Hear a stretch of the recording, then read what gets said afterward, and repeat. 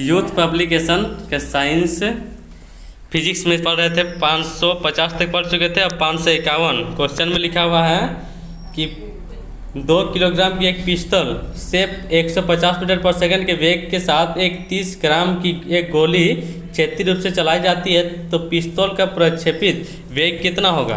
तो इसमें formula m1v1 बराबर माइनस में m2 और क्या लगाना है m2 v2। m1 लेना है गोली का वेग, गोली का द्रव्यमान, तो 30 ग्राम है, इसको 1000 से भागा दे देंगे तो किलोग्राम में चेंज होगा। फिर इनटू में इसका वेग दिया 150 बराबर बंदूक का वेट कितना दिया हुआ 2 किलोग्राम, 2 इंटू इसका वेग v2 पूछा गया है। तो यहाँ 1000 2 को 0 कटा, 5 3 15 5 दूनी 10 यानी 3 3 का 9/4, तो 9/4 को 4 दूनी 8 2.25 मीटर पर सेकंड हो जाएगा, यानी ऑप्शन नंबर ए। फिर क्वेश्चन नंबर 552 सेम क्वेश्चन है, उसी तरह फार्मूला mv माइनस m1v1 बराबर m2 v2 माइनस में m2 v2 लगाना है, और माइनस वाला वेग हमेशा बंदूक का लेना, ठीक है। m1 तो गोली का द्रव्यमान देखेंगे, दिया हुआ है गोली का 0.1 किलोग्राम द्रव्यमान के एक बंदूक की गोली को 5.0 किलोग्राम वजन की बंदूक से दागा जाता है। यदि गोली के प्रारंभिक वेग 250 मीटर पर सेकंड है, तो बंदूक के प्रक्षेपित की चाल कितनी होगी? तो गोली का द्रव्यमान 0.01 दिया हुआ है, इंटू एक बंदूक की गोली को 5 किलोग्राम जो है बंदूक, ये इसका वेग, बंदूक का वेग 250 बराबर द्रव्यमान बंदूक का 5 kg माइनस में इंटू में इसका v2 हम लोग को निकालना है। बस काट देना, पॉइंट हटाएंगे नीचे, 2 को 0 में 1 को 0 जाएगा, 25 5 5 25 5 4 20। अब इधर 5 से 5 कटेगा तो 1/4 का मतलब कितना होता है 0.25 नहीं 5 दूनी 10 2 बचा है, नीचे 2 बचा है, 4 नहीं, तो 1/2 का मतलब क्या होता है 0.50, और माइनस में होगा कि प्लस में है, माइनस में बंदूक प्रक्षेपित होता है पीछे की ओर, तो माइनस में। सेम क्वेश्चन 553 भी है। एक 2 किलोग्राम की गेंद 5 मीटर पर सेकंड के वेग से चलती हुई किसी स्थिर 4 kg गेंद से टकराते, टक्कर के बाद दोनों का वेग क्या होगा? अच्छा, टक्कर के बाद पूछा गया है, तो टक्कर के बाद देखो एक स्थिर गेंद है, यानी m1 इंटू v1 प्लस में स्थिर गेंद, दूसरा का m2 इंटू v2 बराबर, दोनों को सम्मिलित कर लेंगे तो m1 प्लस m2 इंटू में हो जाएगा v2। तो m2 का जो वेग है वो तो 0 है, तो पूरा 0 हो जाएगा। m1 इंटू v1, तो m1 इंटू v1 2 5 कितना हो जाएगा 10 बराबर m1 प्लस m2, तो क्योंकि m2 और v2 वो तो 0 हो गया, क्योंकि स्थिर अवस्था में है, स्थिर अवस्था में वेग 0, तो पूरा टर्म ही 0 हो गया, वेग उसका पूरा 0 हो गया है। अब बराबर m1 m2, तो m1 plus m2 4 2 6 into v2, तो 10/6, तो 10/6 हो जाएगा। लेकिन हम लोग को अलग अलग भी निकालने के लिए बोला गया है, तो 10/6 को हम लोग इसके रूप में लिख सकते हैं पहले 1.66 मीटर पर सेकेंड, तो 1.66 मीटर पर सेकेंड। और फिर किसका पूछा गया है? दोनों गेंदों का संवेग क्या होगा? तो पहला गेंद का आगे कितना v1 प्लस v2 आया 1.66 मीटर पर सेकेंड, वहाँ 1.66 मीटर पर सेकेंड, और दोनों का मिला के दिया हुआ है, देखो कितना है 5 मीटर पर सेकेंड, तो 5 मीटर पर सेकेंड दिया हुआ है, वहाँ से माइनस करेंगे, दूसरा का आ जाएगा 3.33 मीटर पर सेकेंड। क्वेश्चन नंबर 554 3 kg के एक पिस्तौल से 150 मीटर पर सेकंड वेग से 20 ग्राम की एक गोली परिक्षेपित रूप से क्षैतिज रूप से चलाई गई है। पिस्तौल का प्रतिघाती वेग कितना होगा? तो m1 इंटू v1 बराबर m2 इंटू v2, और ये माइनस में लेना है। m1 गोली का वेग, गोली का द्रव्यमान 20, ये ग्राम में है, किलोग्राम में चेंज करेंगे, 1000 से गुना कर दो, भागा दे दो, इंटू में इसका वेग 150 बराबर m2 3 इंटू हम लोग को v2 चाहिए, तो भागा दे दो, 3 5 15 यानी 0 0 0 0 गया, 5 5 चल गया, यानी बचा कितना 1, तो ऑप्शन नंबर बी -1 मीटर पर second. Next question, question number 555 10 metre पर सेकंड के गतिमान 2000 kg का एक ट्रक ट्रैफिक लाइट पर खड़ी एक कार से टकराता है। टकराव के बाद दोनों का दोनों एक साथ 8 मीटर पर सेकंड गति से चलते हैं तो कार का द्रव्यमान कितना होगा? इसका द्रव्यमान चाहिए कार का, तो हम लोग अभी पढ़े हैं कि m1 इंटू V1 प्लस में m2 इंटू V2 बराबर दोनों इस संवेग स्थिर रहेगा, तो m1 प्लस में m2 इंटू में हो जाएगा V2, जो V2 हम लोग को दिया हुआ 8 मीटर पर सेकेंड। m1 V1 तो 10 गुना 2000, 10 गुना ये 2000 हो जाएगा। m2 का हम लोग को नहीं पता, तो m2 जितना भी होगा वो तो स्थिर अवस्था में है, स्थिर अवस्था में है यानी उसका वेग क्या होगा? 0। तो ये वाला m2 और V2 पूरा 0 हो जाएगा, बराबर m1 हम लोग को पता है 2000 kg है, प्लस में m2 नहीं पता और इंटू में V2 पता है कितना है 8 मीटर पर सेकंड। बस इसको काट देंगे और 2000 से माइनस कर देंगे तो यहाँ आ जाएगा कितना 500 kg। कितना आएगा 500 kg दूसरे कार का द्रव्यमान। क्वेश्चन नंबर 556, 3 kg की पिस्टल से 150 मीटर पर सेकंड के वेग से 30 ग्राम की गोली क्षैतिज रूप से चलाई जाती है तो पिस्तौल का प्रगाती वेग कितना होगा? तो m1 इंटू m2 बराबर माइनस m1 इंटू V1 बराबर माइनस m2 इंटू V2। बस सब दिया हुआ है, V2 निकालना है। नेक्स्ट क्वेश्चन 557, 12 ग्राम द्रव्यमान के गोली को एक राइफल से दागा जाता है। गोली इसके बैरल से होकर जाने में कुल 0.006 सेकंड का समय लेती है और इसे 300 मीटर पर सेकंड के वेग से छोड़ती है। राइफल द्वारा गोली पर आरोपित बल क्या होगा? आरोपित बल तो गोली का द्रव्यमान 12 ग्राम है, इसको किलोग्राम में चेंज करेंगे तो कितना होगा? 0.12 किलोग्राम। गोली का अंतिम वेग 300 मीटर पर सेकंड है और समय ले रहा है कितना? 0.006 सेकंड। अब न्यूटन के द्वितीय नियम के अनुसार F बराबर क्या होता है? ma, और a के जगह में b माइनस यू बाई क्या लिखना है? t। तो m, अब यहाँ m तो दिया हुआ है b minus you by t, तो यहाँ पे हम लोग को वो 0.12, तो v माइनस यू a बराबर v minus you by t, तो a v दिया अंतिम वेग 300, प्रारंभिक स्थिर अवस्था शुरू होगा तो 0 बटे t 0.06 है। यहाँ से अगर हम लोग काटते हैं तो यहाँ पॉइंट, यहाँ भी पॉइंट तो है, दोनों हटेगा, 6 दूनी 12 यानी 300 दूनी 600 न्यूटन हो जाएगा। नेक्स्ट क्वेश्चन 558, डैश वह भौतिक राशि है जो कभी भी ऋणात्मक नहीं हो सकती है। क्या कभी ऋणात्मक नहीं होगा? दूरी। विस्थापन हो सकता है कि नहीं? हो सकता है। विस्थापन ऋणात्मक धनात्मक शून्य हो सकता है लेकिन दूरी ऋणात्मक नहीं हो सकता है। दूरी शून्य और धनात्मक हो सकता है, ऋणात्मक नहीं। नेक्स्ट क्वेश्चन 559, डैश का उपयोग कर एक वस्तु की समग्र गति का वर्णन करने और किसी दिए गए समय पर इसकी प्रारंभिक स्थिति के संदर्भ में अंतिम स्थिति का पता लगाने के लिए किया जाता है। तो दूरी और विस्थापन, दूरी और विस्थापन का उपयोग कर एक वस्तु की समग्र गति का वर्णन करने और इसके दिए गए समय पर इसकी प्रारंभिक स्थिति से संदर्भ में अंतिम स्थिति का पता लगाने में किया जाता है। नेक्स्ट क्वेश्चन, क्वेश्चन नंबर 560, वेग और समय का गुणनफल क्या कहलाता है? v into S. वेग गुना समय बराबर क्या कहलाएगा? वेग गुना समय बराबर विस्थापन। तो वही चाल गुना समय बराबर क्या कहलाता? दूरी कहलाता, लेकिन वेग गुना समय विस्थापन। तो ऑप्शन बी सही है।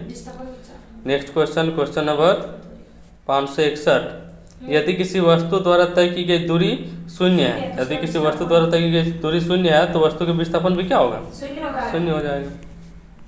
नेक्स्ट क्वेश्चन 562, एक वस्तु को ऊपर की ओर फेंका जाता है, वह 100 मीटर की ऊंचाई तक जाती है और फिर फेंकने वाले के पास वापस आ जाती है, तो क्या सही है बताना है। ऑप्शन ए, वस्तु का वास्तविक विस्थापन 50 मीटर, ये तो गलत है। ऑप्शन बी, वस्तु द्वारा तय की गई कुल दूरी शून्य है, दूरी तो 100-200 मीटर हो जाएगा, दूरी शून्य नहीं 200 मीटर होगा। फिर सी नंबर, वस्तु का वास्तविक विस्थापन 100 मीटर, ये भी गलत है। जब जहाँ से गया वहीं वापस आ गया तो विस्थापन कुछ होगा? नहीं होगा, विस्थापन क्या होगा? शून्य होगा। नेक्स्ट क्वेश्चन, क्वेश्चन नंबर 563, जब एक पर्यवेक्षक के सापेक्ष समय के साथ वस्तु की स्थिति लगातार बदलती रहती है तो उसको क्या कहते हैं? कहा जाता है कि वस्तु क्या है? गतिशील है। समय के साथ अगर वो लगातार बदलती रहेगी अपना अवस्था तो हम लोग बोलेंगे वो क्या है? गतिशील है। क्वेश्चन 564, एक चालक समान गति से अपनी कार को चलाता है और 60 सेकंड में 228 मीटर की दूरी तय करता है, तो गति क्या होगी? तो गति बराबर दूरी बटे क्या होता है? समय। 288 बटे क्या लिखना है? 60 भगा देंगे तो कितना आएगा? 6 4 24, 6 8 48, 4.8 मीटर पर सेकंड हो जाएगा ऑप्शन नंबर ए। क्वेश्चन नंबर 565, किरण 90 मीटर लंबे पुल से में तैरती है एक छोर से दूसरे छोर तक और फिर वहां से वापस आती है, तो उसी सीधे पथ पर तैरकर वह 2 बार 360 मीटर की दूरी तय करती है, तो औसत वेग क्या होगा? तो औसत वेग 0 हो जाएगा, क्योंकि वेग बराबर विस्थापन बटे क्या होता है? समय। तो विस्थापन अगर जहाँ से गया वहीं वापस आ गया तो विस्थापन क्या होगा? 0। तो विस्थापन है 0, तो नीचे समय को लिखो चाहे कुछ भी लिखो 0 ही होगा।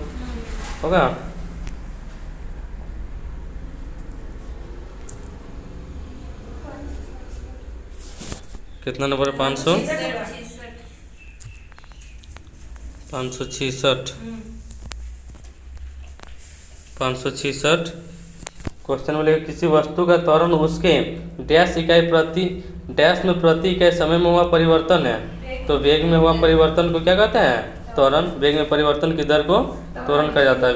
त्वरण का SI मात्रा क्या होता है? मीटर पर सेकेंड स्क्वायर। 567, फ्रेम के संदर्भ में जो समय का फंक्शन है एक वस्तु की स्थिति में परिवर्तन की दर क्या है, उसे क्या कहा जाता है? वेग कहा जाता है। क्वेश्चन नंबर 568, समय के साथ किसी वस्तु का वेग दिखाने वाले ग्राफ को क्या कहा जाता है? तो वेग समय ग्राफ कहा जाएगा। क्वेश्चन नंबर 569, औसत चाल और औसत वेग वस्तु की गति दर्शाता है। वस्तु कौन सी गति दर्शाएगी? औसत चाल और औसत वेग दिए गए समय अंतराल के दौरान दर्शाएगी, यानी ऑप्शन डी। और क्वेश्चन नंबर 570, एक भीड़ भाड़ वाली सड़क पर एक बस की गति कौन सी गति कहलाएगी? असमान गति कहलाएगी। नेक्स्ट क्वेश्चन नंबर 571, चाल, दूरी और समय का सही संबंध। चाल बराबर दूरी बटे क्या होता है? समय, यानी डिस्टेंस बटे time, option number B. Next question 572, तत्कालिक वेग और औसत वेग तब बराबर होंगे जब वस्तु एक समान गति से गति करेगी या फिर उसका त्वरण क्या होगा? 0 होगा। एक समान गति से गति करेगी तो त्वरण अपने 0 हो जाएगा, v - u/t, यानी प्रारंभिक वेग भी जितना होगा उतना अंतिम वेग होगा।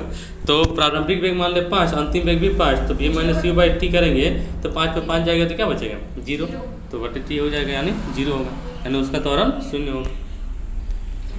573, विस्थापन में परिवर्तन की दर को क्या कहते हैं? तो वेग कहेंगे। वही दूरी में परिवर्तन की दर को समय कहेंगे। जहाँ दर आ गया वहाँ नीचे क्या आएगा?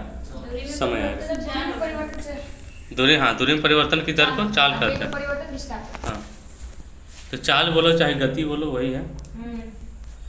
नेक्स्ट क्वेश्चन 574, विस्थापन में परिवर्तन की दर को क्या कहा जाएगा? तो वेग कहा जाएगा।